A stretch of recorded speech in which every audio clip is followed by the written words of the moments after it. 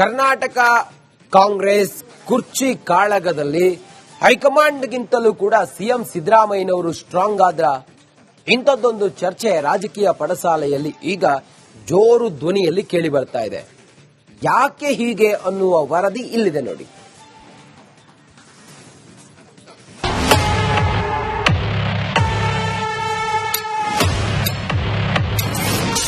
ಕಾಂಗ್ರೆಸ್ನಲ್ಲಿ ಜೋರಾದ ಸಿಎಂ ಕುರ್ಚಿ ಕದನ. ಅಸಹಾಯಕರಾದ ಅಧ್ಯಕ್ಷ ಮಲ್ಲಿಕಾರ್ಜುನ್ ಖರ್ಗೆ. ಕಾಂಗ್ರೆಸ್ ಕೋಟೆಯಲ್ಲಿ ಸಿಎಂ ಕುರ್ಚಿ ಫೈಟ್ ಜೋರಾಗಿದ್ದು ಹೈಕಮಾಂಡ್ ಅಂಗಳ ತಲುಪಿದೆ. ಕುರ್ಚಿ ಕಾಳಗ ದಮನಕ್ಕೆ ಮಧ್ಯಸ್ಥಿಕೆ ವಹಿಸಿರುವಂತಹ ಮಲ್ಲಿಕಾರ್ಜುನ್ ಖರ್ಗೆ ಅಸಹಾಯಕರಾದರೆ ಎಂಬ ಪ್ರಶ್ನೆ ಮೂಡುತ್ತಾ ಇದೆ. ಸೋನಿಯಾ ಗಾಂಧಿ, ರಾಹುಲ್ ಗಾಂಧಿ ಜೊತೆಗೆ ಚರ್ಚಿಸಿದ ಎಐಸಿಸಿ ಅಧ್ಯಕ್ಷ ಮಲ್ಲಿಕಾರ್ಜುನ್ ಖರ್ಗೆ ಪಟ್ಟದ ಜಟಾಪಟಿ ಬಗೆಹರಿಸಲು ಮುಂದಾಳತ್ವ ವಹಿಸಿದ್ರು. ಆದರೆ ಯಾವುದೇ ಫಲ ಸಿಕ್ಕಿಲ್ಲ. ಖರ್ಗೆ ಅವರ ಮನವಿಗೆ ಸೋನಿಯಾ ಗಾಂಧಿ ಹಾಗೂ ರಾಹುಲ್ ಗಾಂಧಿ ಸ್ಪಂದಿಸ್ತಾ ಇಲ್ವಂತೆ. ಹೀಗಾಗಿ ಅಧಿಕಾರ ಹಂಚಿಕೆ ವಿಚಾರದಲ್ಲಿ ಮೌನ ವಹಿಸಿದ್ದಾರಂತೆ.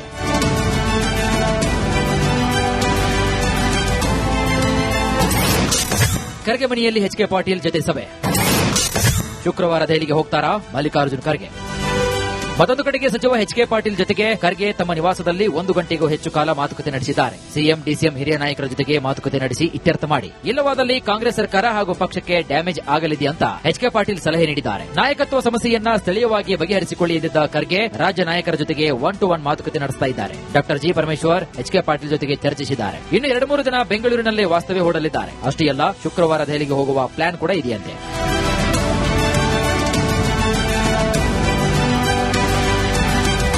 ಒಟ್ನಲ್ಲಿ ಮಲ್ಲಿಕಾರ್ಜುನ್ ಖರ್ಗೆಯವರು ಕಾಂಗ್ರೆಸ್ನ ಹಿರಿಯ ನಾಯಕರ ಜೊತೆಗೆ ಮಾತುಕತೆ ನಡೆಸಿರುವುದು ತೀವ್ರ ಕುತೂಹಲವನ್ನು ಮೂಡಿಸ್ತಾ ಇದೆ. Bureau report, republic Kannada. ಕುರ್ಚಿ ಕಾಳಗದ ನಡುವೆ ಇವತ್ತು ಡಿಸಿಎಂ ಡಿಕೆ ಶಿವಕುಮಾರ್ ಅವರು ದೆಹಲಿಗೆ ಹಾರಲಿದ್ದಾರೆ. ಜಲಶಕ್ತಿ ಸಚಿವರ ಜೊತೆಗೆ ಇವತ್ತು ಡಿಸಿಎಂ ಡಿಕೆ ಶಿವಕುಮಾರ್ ಅವರು ರಾಜ್ಯದ ನೀರಾವರಿ ಯೋಜನೆಗಳ ಬಗ್ಗೆ ಚರ್ಚೆಯನ್ನ ಮಾಡಲಿದ್ದಾರೆ. ರಾಜ್ಯದ ನೀರಾವರಿ ವಿಚಾರಗಳ ಬಗ್ಗೆ ಚರ್ಚೆ ಮಾಡೋದಕ್ಕೆ ದೆಹಲಿ ಯಾತ್ರೆಯನ್ನ ಡಿಸಿಎಂ ಮಾಡಲಿದ್ದಾರೆ. ಇವತ್ತೇ ಕುರ್ಚಿ ಫೈಟ್ ಕುತೂಹಲದ ನಡುವೆಯೇ ಇಂದು ದೆಹಲಿಗೆ ಡಿಸಿಎಂ ಡಿಕೆ ಶಿವಕುಮಾರ್. ಕೇಂದ್ರ ಜಲಶಕ್ತಿ ಸಚಿವರನ್ನ ಭೇಟಿಯಾಗಲಿರುವ ಡಿಸಿಎಂ ಡಿಕೆಶಿ. ಶನಿವಾರದ ಸಭೆಗೂ ಮುನ್ನವೇ ಪಿಚ್ ರೆಡಿ ಮಾಡ್ತಾರಾ ಡಿಕೆ ಶಿವಕುಮಾರ್. ಬೆಳಗಾವಿ ಒಂದು ಗಮನಿಸಬೇಕಾದ ವಿಚಾರ ಅಂತ ಹೇಳಿದ್ರೆ, ಇವತ್ತು ಹೈಕಮಾಂಡ್ ನಾಯಕರನ್ನ ಭೇಟಿ ಮಾಡುವಂತ ಸಾಧ್ಯತೆ ಇದೆ. ಶನಿವಾರ ಸಿಎಂ ಕೂಡ ಹೋಗ್ತಾರಲ್ಲ, ಇವತ್ತೇ ಡಿಸಿಎಂ ಡಿಕೆ ಶಿವಕುಮಾರ್ ಹೋಗೋ ಮೂಲಕ ಎಲ್ಲವನ್ನೂ ಕೂಡ ಮುಂಚಿತವಾಗಿಯೇ ಮಾತುಕತೆ ಮಾಡಿ ಬರ್ತಾರಾ? ಇದೆಲ್ಲವೂ ಕೂಡ ಚರ್ಚೆ ಸಹಜವಾಗಿದೆ.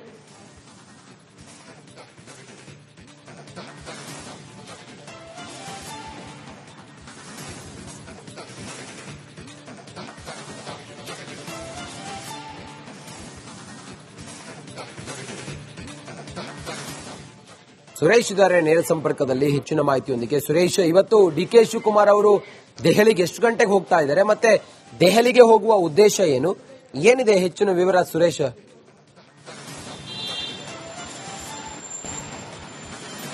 ರಂಜಿತ್, ಈಗಾಗಲೇ ಡಿಕೆ ಶಿವಕುಮಾರ್ ಅವರು ಈಗಾಗಲೇ ದೆಹಲಿಗೆ ತೆರಳಿರ್ತಕ್ಕಂಥದ್ದು, ಬೆಂಗಳೂರಿನಿಂದ ಈಗಾಗಲೇ ಹೊರಟಿದ್ದಾರೆ. ಸದ್ಯ ಇವತ್ತು ಇರ್ತಕ್ಕಂಥದ್ದು ಡಿಕೆ ಶಿವಕುಮಾರ್ ಅವರ ಪ್ಲಾನ್ ಕೇಂದ್ರ ಜಲಶಕ್ತಿ ಸಚಿವರನ್ನ ಒಂದಷ್ಟು ರಾಜ್ಯದ ನೀರಾವರಿ ವಿಚಾರವಾಗಿ ಹೋಗಿ ಭೇಟಿಯಾಗೋದಕ್ಕೆ ಹೊರಟಿರ್ತಕ್ಕಂಥದ್ದು.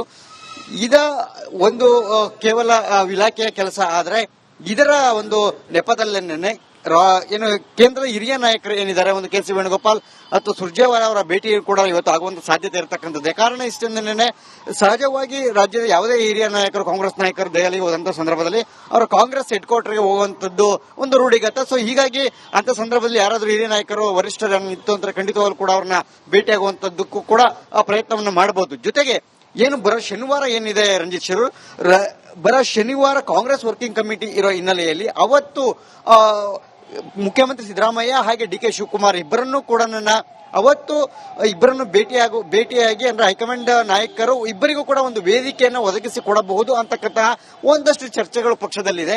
ಆದ್ರೆ ಅದು ಯಾವುದಕ್ಕೂ ಕೂಡ ಕಾಂಗ್ರೆಸ್ ವರ್ಕಿಂಗ್ ಕಮಿಟಿ ಮುಗಿದ ನಂತರ ಇಬ್ಬರಿಗೂ ಅವಕಾಶ ಮಾಡಿಕೊಡ್ತಾರೋ ಇಲ್ವೋ ಅಂತಕ್ಕಂಥದ್ದು ಈಗಿರ್ತಕ್ಕಂತಹ ಪ್ರಶ್ನೆ.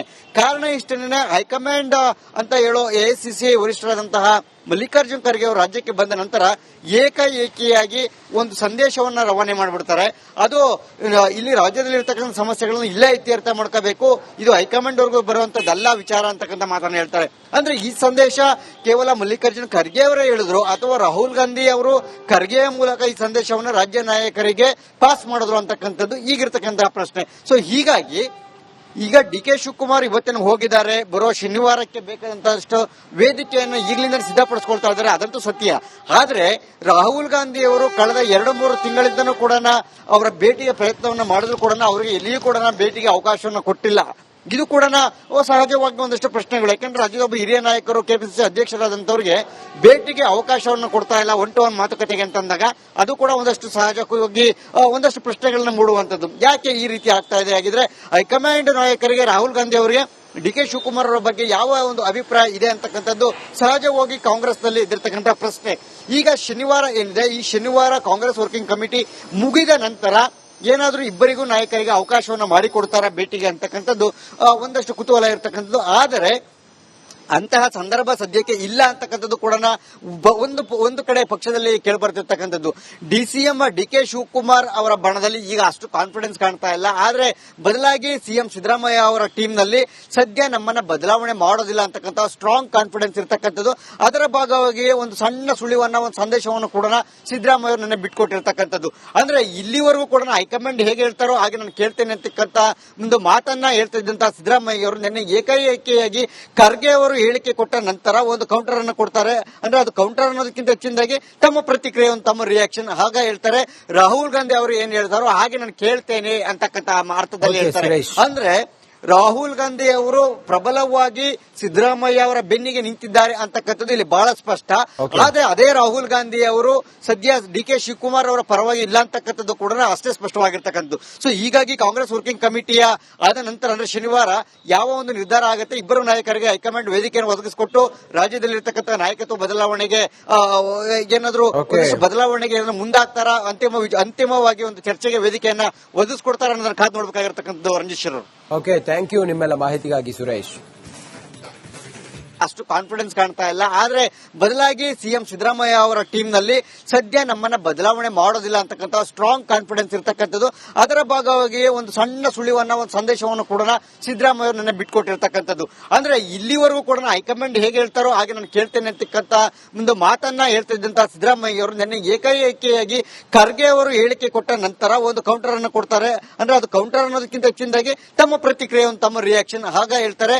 ರಾಹುಲ್ ಗಾಂಧಿ ಅವರು ಏನ್ ಹೇಳ್ತಾರೋ ಹಾಗೆ ನಾನು ಕೇಳ್ತೇನೆ ಅಂತಕ್ಕಂಥ ಅರ್ಥದಲ್ಲಿ ಹೇಳ್ತಾರೆ. ಅಂದ್ರೆ ರಾಹುಲ್ ಗಾಂಧಿ ಅವರು ಪ್ರಬಲವಾಗಿ ಸಿದ್ದರಾಮಯ್ಯ ಅವರ ಬೆನ್ನಿಗೆ ನಿಂತಿದ್ದಾರೆ ಅಂತಕ್ಕಂಥದ್ದು ಇಲ್ಲಿ ಬಹಳ ಸ್ಪಷ್ಟ.